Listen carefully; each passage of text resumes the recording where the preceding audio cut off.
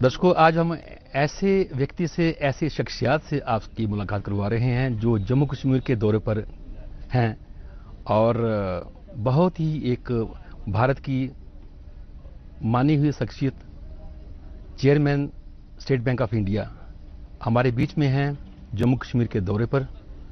श्री दिनेश कुमार खरा साहब से बात करते हैं कि स्टेट बैंक ऑफ इंडिया खासकर जम्मू कश्मीर के लिए क्या क्या चीजें लेके आ रहा है, क्या क्या प्लान है।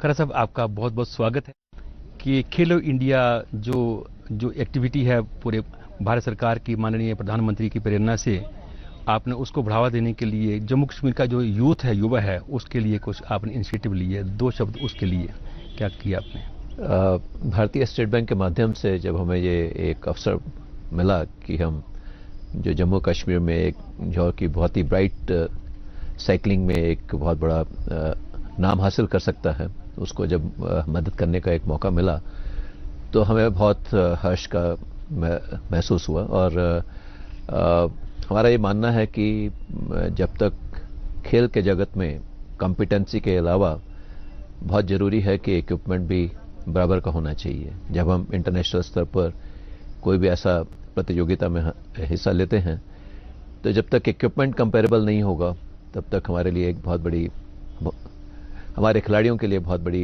एक चुनौती हो सकती है। तो इसी कारण से हमने ये सोचा कि आदिल, जो कि साइकिलिंग में काफ़ी अच्छे हैं और उनको जब हमें एक अवसर मिला तो हमने कहा कि ज़रूर हमें होने वाले एक ओलंपियन के लिए अगर हम कुछ कर सकते हैं तो यही मौका है कि हमें उसको जो है मदद करनी चाहिए और उसको हमें जो भी इक्विपमेंट की आवश्यकता है वो प्रोवाइड करना चाहिए। तो इसी संदर्भ में हमने कल उसको एक बाइसिकल प्रोवाइड करवाया है जो कि इंटरनेशनल स्तर का बाइसिकल है और इससे आदिल को प्रैक्टिस करने में बहुत बड़ी सुविधा होगी। और मेरी पूरी आशा है कि भारत सरकार के इनिशिएटिव में और हम लोगों के छोटे से सहयोग से अगर आदिल एक ओलंपियन बन सकता है और अगर एक मेडल भारतवर्ष के लिए जीत कर ला सकता है तो हम उसको अपना सौभाग्य समझें। बहुत से आदिल हमारे स्टेट के निकलें और आपकी प्रेरणा से वो एक आपने पूरे भारत का नाम बनाए। आप सर बात करते हैं कि जम्मू कश्मीर में जो आपका स्टेट बैंक ऑफ इंडिया, इसका शॉर्ट टर्म और लॉन्ग टर्म में कुछ आपके प्लान होंगे ताकि जम्मू कश्मीर की जो आवाम है आपकी ओर से उनको फ़ायदा मिल सके। हमारी ये एक कोशिश है कि हम जम्मू कश्मीर में भारतीय स्टेट बैंक को नंबर 1 पोजीशन पर लेकर आएं और उसी संदर्भ में हम लोगों ने अभी जम्मू कश्मीर के सारे डिस्ट्रिक्ट्स में जो क्रेडिट प्रोफाइलिंग हो सकती है, हर डिस्ट्रिक्ट में क्या काम हो सकता है उसकी हम एक प्रोफाइलिंग कर रहे हैं और उसके बाद हमारी कोशिश होगी कि हम उस डिस्ट्रिक्ट को आवश्यक सहायता प्रदान करें, उनकी प्रोडक्टिविटी बढ़े और साथ ही साथ वो बहुत ही कॉम्पिटिटिवली जो है उस प्रोडक्ट में और आगे बढ़ें। तो ये हमारा एक उद्देश्य है।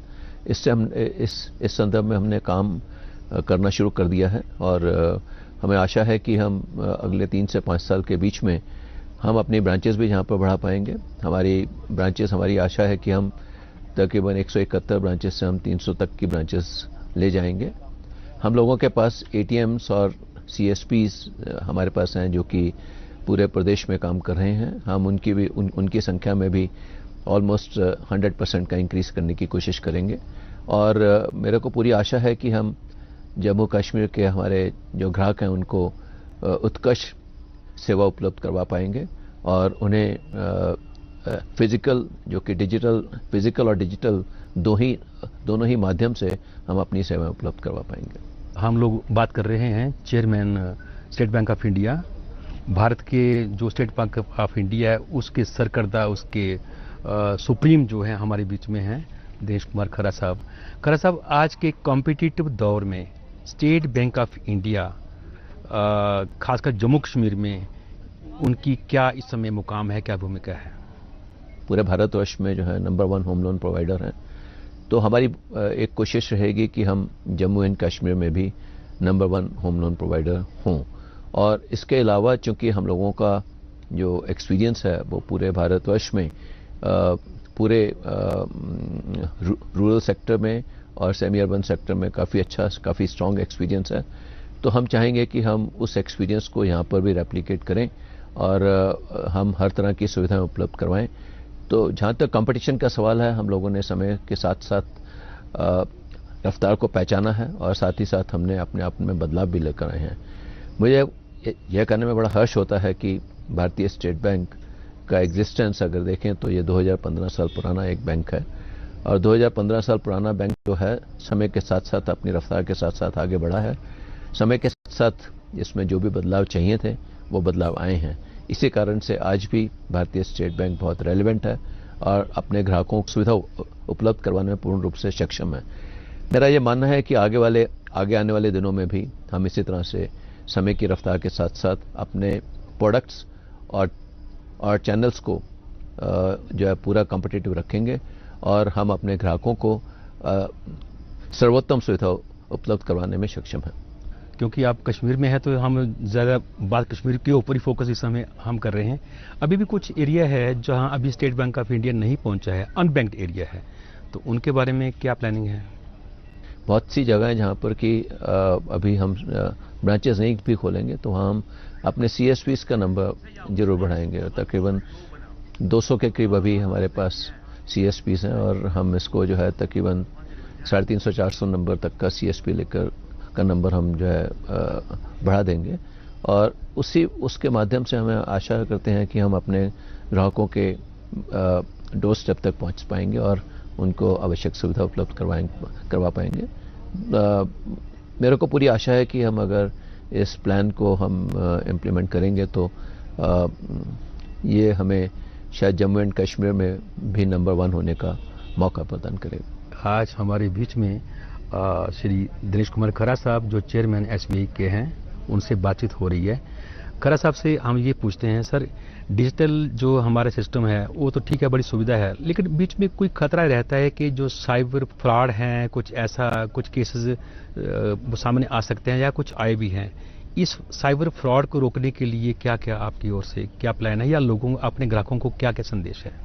उसको डील विद करने के लिए हम लोगों ने अपने ग्राहकों को आवश्यक जानकारी देने के लिए हम समय समय पर कुछ मैसेजेस भेजते हैं जिसमें कि हमारा ये कहना है कि आप अपना जो वन टाइम पासवर्ड है OTP को शेयर मत करिएगा, अपने पासवर्ड और क्रेडेंशियल्स को किसी के साथ शेयर मत करिएगा।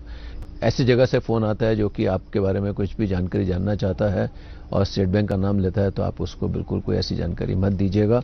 और मेरा ये मानना है कि कस्टमर एजुकेशन के इम्प्रूव होने के साथ साथ हम अपने ग्राहकों को पूरा सावधान कर पाएंगे और उनको ऐसे किसी भी जो भी एफर्ट होगी उससे प्रोटेक्ट कर पाएंगे। एक गवर्नमेंट एम्प्लॉय है, वो स्टेट बैंक ऑफ इंडिया को अपना बैंक मानता है, उनका सारा आफ्टर रिटायरमेंट वो सारा पैसा है FD में लगाता है या करता है, वो लगता है कि मेरे को इंटरेस्ट आएगा तो मैं उसके ऊपर डिपेंड हो जाता है वो, लेकिन इंटरेस्ट रेट बहुत कम हो गया है।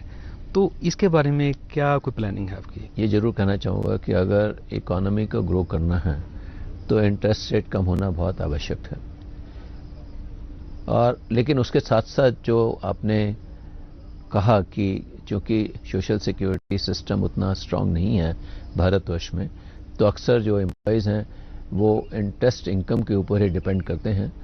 उसको अचीव करने के लिए हम लोगों ने सीनियर सिटीजन्स के लिए डिपॉजिट स्कीम एक रखी है और उसमें हमारा इंटरेस्ट रेट जो है वो 5.5% से अधिक है।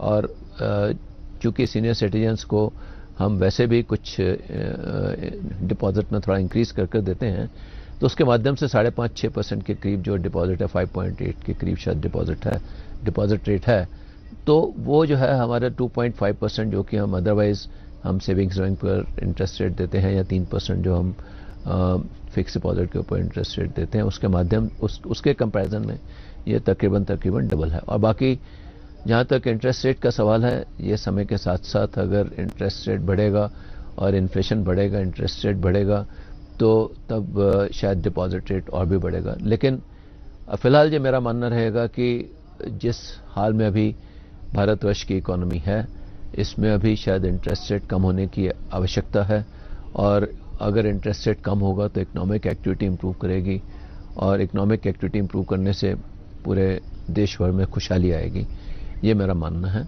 लेकिन फिर भी हमारे जो सीनियर सिटीजन्स हैं उसका ध्यान हम जरूर रखते हैं।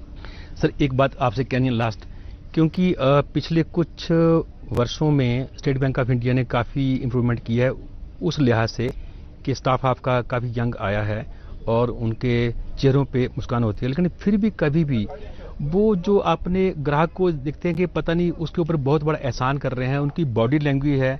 और आज के कंपटीशन दौर में कुछ प्राइवेट बैंक हैं वो उनको बड़े इस्तेमाल करते हैं, लेकिन स्टेट बैंक ऑफ इंडिया के ऊपर वो ट्रस्ट करते हैं कि नहीं ये यहाँ कोई ऐसा वैसा हेर फेर नहीं होगा। लेकिन जो कुछ जगह में ये आया है कि जो एम्प्लॉयज़ हैं वो डील उस तरह से नहीं करते, बड़ा उनके साथ जैसे कोई एहसान कर रहे हैं। तो इसके बारे में एक दूसरा है कि जो एटीएम है, कुछ एटीएम की हालत ठीक नहीं होती है एसबीआई की, और कैश वगैरह नहीं होती, इसके बारे में सर क्या? जी, जहाँ तक एम्प्लॉयज़ का सवाल है, हम ये एक निरंतर इस विषय में प्रयास रहता है, जो कि एक ट्रेनिंग के माध्यम से भी रहता है और साथ ही साथ जो हमारे लोकल अधिकारी रहते हैं उनके माध्यम से भी ये एक प्रयास है कि हम अपने ग्राहकों को सर्वोत्तम सर्विस प्रदान करें। और जब हम ये कोशिश में लगे रहते हैं तो बार बार हमारे एम्प्लॉयज़ के साथ एंगेज करने पर हमने ये पाया है कि अक्सर उनका व्यवहार अच्छा होता है। लेकिन अगर कुछ एम्प्लॉयज़ जिनका व्यवहार अच्छा नहीं है उनके अगेंस्ट हम आवश्यकता पड़ने पर उनको पहले काउंसिल करते हैं। अगर काउंसिल करने पर भी वो अगर इम्प्रूव नहीं करते तो हम आवश्यक कार्यवाही भी करते हैं उस विषय में।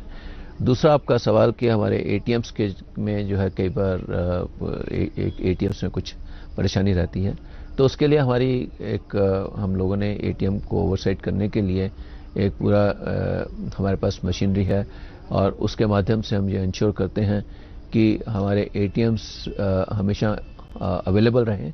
एक कैश अवेलेबल है, दूसरा और तीसरा उनमें उनका मेंटेनेंस अच्छा रहे। और उसके लिए अभी हमने इन सर्विसेज को आउटसोर्स करके जो आउटसोर्स सर्विस प्रोवाइडर हैं उनकी एक रिस्पॉन्सिबिलिटी लगा दी है। और जब कहीं एटीएम की जो सुविधा है उसमें कहीं कमी पाई जाती है तो हम उन सब सर्विस प्रोवाइडर्स के अगेंस्ट भी आवश्यक कार्रवाई करते हैं। आज हमारे पास पूरे भारतवर्ष में तकरीबन 60,000 से ऊपर एटीएम हैं। तो हमारी कोशिश है कि हम अपने सभी ग्राहकों को एटीएम के माध्यम से कैश जमा कराने और कैश विड्रॉ करने की सुविधा उपलब्ध करवा पाएँ, और जिससे कि जो बेसिक बैंकिंग ट्रांजैक्शंस हैं वो बड़ी सरल रूप से ग्राहक हमारे कर पाएँ। आज आप जम्मू कश्मीर के दौरे पे हैं और यात्रा पे हैं, और आपकी यात्रा जो है हफ्ते की वो अभी लास्ट पड़ाव पे है। कैसा लग रहा है कश्मीर में आके? कश्मीर में आके बहुत अच्छा लगा। बहुत ही सुंदर जगह है और साथ ही साथ जहाँ तक जो कॉमन मैन है जितनी मेहनत यहाँ पर करते हैं और जितनी मेहनत से काम करते हैं उसको देखकर बहुत अच्छा लगा। मेरा ये मानना है कि कश्मीर में उन्नति के बहुत अधिक अवसर हैं और मैं पूरी आशा करता हूँ कि आने वाले दिनों में कश्मीर की उन्नति दिन दोगुनी रात चौगुनी प्रगति पर होगी। धन्यवाद। हम अपने कैमरामैन से बोलते हैं कि थोड़ा सा दिखा दें कि सर इस समय कहाँ बैठे हैं। सर के पीछे सेब का पेड़ है, पूरा फलदार फलों से लथपथ है और भरा हुआ है, और देखिए कितने फ्लावर हैं, और हमारे इस तरफ झील है। कितना अच्छा मौसम है। तो सर कभी पहले भी आप आए कश्मीर में? नहीं, ये मेरी पहली विजिट है और मेरे को बहुत ही अच्छा लगा कश्मीर। ये एक मेरे मन की कामना थी कि मैं कश्मीर को देखूं और मुझे यहाँ आकर बहुत अच्छा लगा। तो सर अभी जब आप हमारे बीच में हैं तो अभी पूरा जो स्टेट बैंक ऑफ इंडिया का हेडक्वार्टर जम्मू कश्मीर में, खासकर कश्मीर में बैठा है, तो हमें बड़ा अच्छा लगा। और जम्मू कश्मीर की जो आवाम है उसको क्या कहना चाहेंगे आपकी ओर से? मैं यही कहना चाहूँगा जम्मू कश्मीर के आवाम को कि मेरी तरफ से जम्मू कश्मीर के आवाम को बहुत बहुत शुभकामनाएं, और मैं ये चाहूँगा कि जम्मू कश्मीर के आवाम दिन दोगुनी रात चौगुनी प्रगति करे। आपका बहुत बहुत शुक्रिया सर।